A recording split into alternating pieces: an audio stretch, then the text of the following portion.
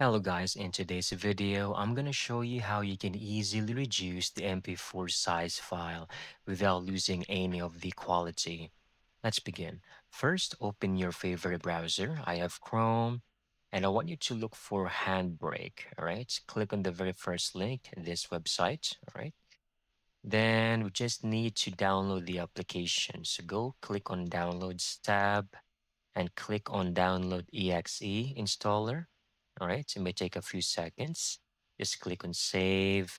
Just go through the prompts. I'm going to show you, but I already have this installed. You just need to click on the wizard.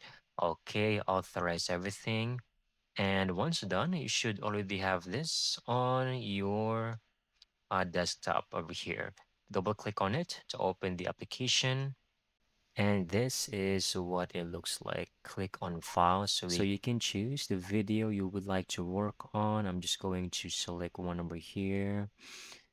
Then under Summary, I want you to click on Web Optimized. Check that. Then click on the Video tab.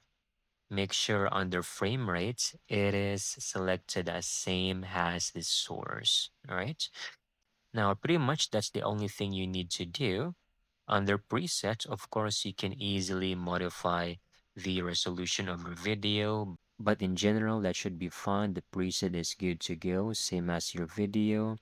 And then click on Browse so you can easily locate your file. You can choose desktop or mine is on downloads, okay?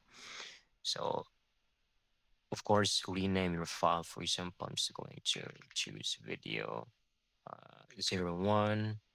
Click save and then click on start encode. All right, depending on your file, it might take a few minutes or longer, but over here it should show the progress. So let's wait. It shows in here it has been finished. You can now double check your file. It should now be over there and compressed. And that's it. That's how you can easily get this done. Thank you so much for watching. I hope you found this video very helpful.